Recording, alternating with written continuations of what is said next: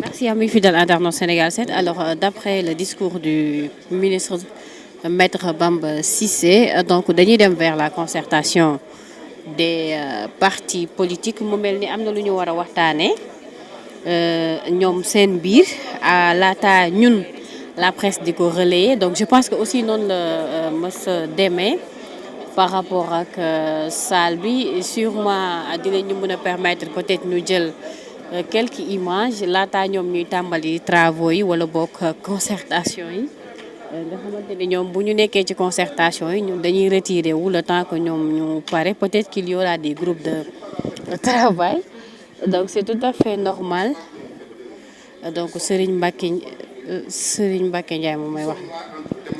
Nous discutons en toute responsabilité et le fait de les sortir de la salle les pousse à aller chercher. Je disais donc les journalistes sont aussi responsables que nous. C'est pas l'expérience que je le dis.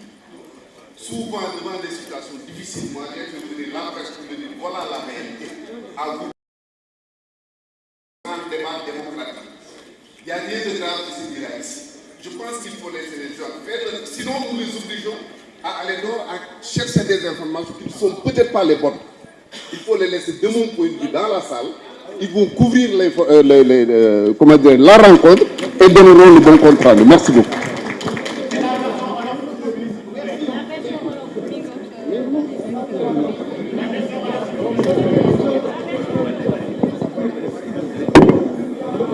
Voilà donc Serigne Mbacké Ndiaye moom ngeen déggoon noonu tout à l'heure mu doon def suggestion par rapport à la presse que ni est-ce que jar na presse bi di retirer wu pour les travaux donc ñoom peut-être que déranger wu leen mun nañu wax devant tout le monde ñëpp xam exactement peut-être li nga xamante ne moom la ñu nekk di waxtaane peut-être que dinañu trouver consensus par rapport ak presse bi mais souvent concertation yi bu daan am bu ñu defee le discours du bienvenu lu ci ëpp presse bi dañuy retirer wu le temps que ñoom ñu concerté wu nekk ci travaux yi bu ñu paree nag ñu ne lii ak lii ak lii la ñu tënk maintenant ñu ngi rester à l'écoute pour xam exactement.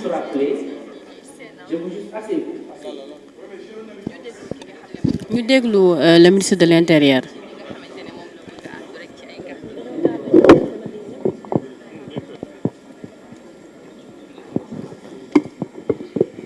Merci, monsieur le ministre. Je pense qu'il faut qu'on se comprenne sur une question de forme et de forme. Jamais, en tout cas, dans l'histoire politique de ma petite expérience, on a laissé les journalistes assister à ce genre de réunion. C'est pas possible. Jamais. Moi, je pense que les journalistes, ils le savent d'ailleurs. À chaque instant, ces genres de situations, on leur demande de nous permettre de tenir leur réunion tranquillement. Après, on va leur donner les informations nécessaires pour traiter les informations. Mais on ne peut pas laisser les journalistes dans la salle. C'est pas possible. Ça n'a jamais existé. Dans l'ordre normal des choses, effectivement, je pense que non le mës a demee par rapport. Oui. Concertation yi fi mas a am yëpp ñun fi lañ fekk. Ce qui se faisait d'habitude mooy après le discours du ministre on demandait aux journalistes de sortir et de permettre aux parties prenantes d'entamer les travaux. Badji loolu mooy li fi mas a am bu fi andi benn problème voilà c'est ça loolu laa bëggoon merci. waaw monsieur le ministre mooy def version wolof rek.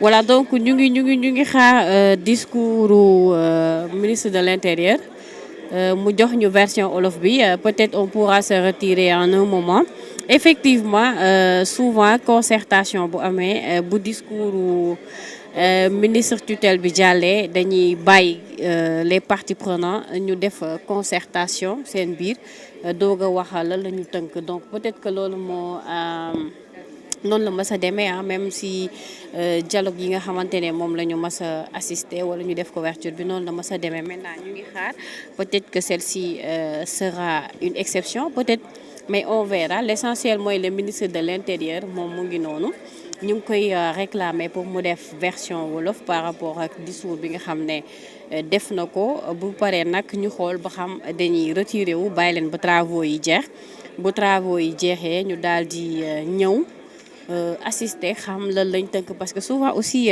dans les concertations il y a des débats contradictoires peut-être que kii dina wax d'accorduma fii kii ne d'accorduma fële parfois sax mu xaw a am ay werante peut-être que yooyu aussi bëgguñu nit ñi peut-être gis ko souvent aussi day am ay discussions yu tàng donc c'est pas agréable à voir peut-être que loolu moo tax ñuy préférer di xaar ba concertation bi jeex bañ trouver consensus ba pare ñu doog a wax ne nag lii ak lii ak lii la ñu jëlee ci waxtaan bi et pour rappel am na ñu jàpp ne lii dialogue la non du dialogue effectivement dañu amaloon dialogue depuis 2024 amoon na ay conclusions yu ci tukkee concernant li nga xamante ne moom moo jëm ci processus électoral bi donc am du ñàkkul ne point yooyu am na ci yoo xamante ne jotoon nañ ko jébbal njiitu réew mi ba tax na dina bokk ci li nga xamante ne moom la ñuy waxtaane donc lii rencontre la des partis politiques ñu fas yéene xaatim wala waxtaane li nga xamante ne moom moo concerné lu jëm ci wàllu code électoral donc noonu la loolu moo waral ndaje bi tey balaa gars yi di foog ne dialogue la alors que du dialogue donc rencontre la des partis politiques yi nga xamante ne. Je pense qu'il faut peut-être. Alors ñu déglu le ministre de l'Intérieur. On soit peut-être cohérent avec nous-mêmes. On est entre responsables. À mon avis, la presse est aussi responsable que nous autres les acteurs. On n'a absolument rien à se cacher. Moi, je suis pour la transparence. Et il faut aussi une première à toute chose. Moi, je préfère être un homme d'ouverture, mais en tenant compte de la responsabilité de ceux qui aussi sont appelés à critiquer dans la mesure de ce que nous offrent les lois et les règlements, à donner leur avis de façon à ce qu'on ne puisse pas heurter l'opinion. Je pense que vous êtes aussi responsable que nous. Je suis pour un débat ouvert. Je suis pour une démocratie vivante. Et il faudrait aussi une première à toute chose. Ce n'est pas parce que nos anciens ne le faisaient pas que moi je ne dois pas le faire. Moi j'estime qu'on peut laisser la presse en invitant les acteurs à la mesure et également à tenir en compte que des enfants nous écoutent, des responsables nous écoutent, des hommes religieux nous écoutent et que tout le Sénégal vous écoute. Donc je vous remercierai d'être très vigilant dans ce que vous avez à dire et je compte sur votre sens. On ne peut plus élever des responsabilités. Que la presse soit dans la salle et qu'on maintienne les journalistes, pour moi c'est un choix de principe parce que moi je suis un démocrate. Merci.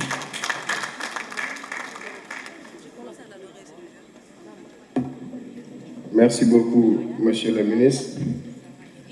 La décision que vous venez de prendre me conforte dans ce que je disais tout à l'heure, que vous attachez du prix au caractère inclusif de notre processus. Merci beaucoup, Monsieur le ministre. Donc, pour la suite, nous allons ouvrir la liste des interventions.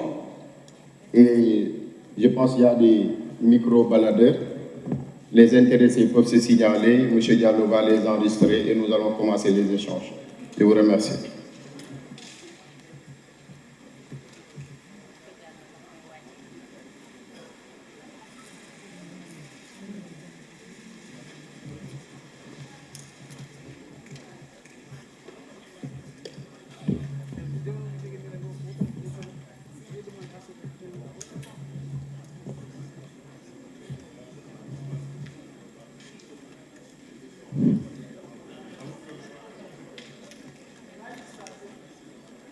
C'est pour l'inscription, hein?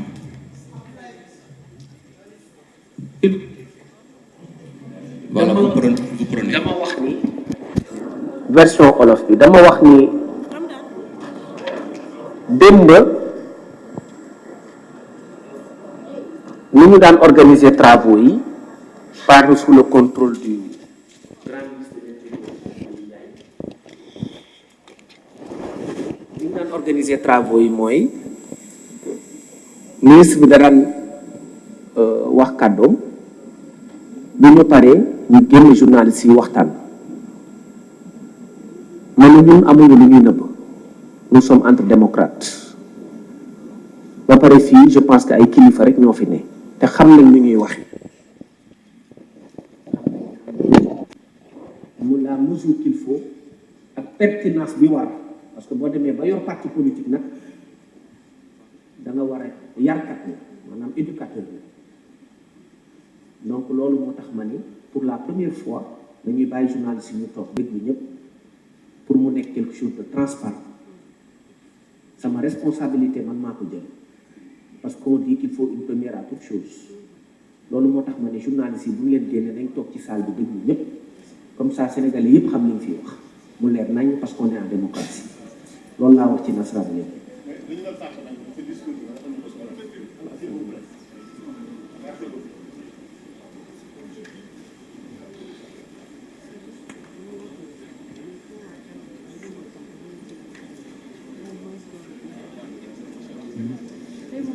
Pour la liste des intervenants, c'est ça? Voilà, vous prenez, c'est Pape Birame 6.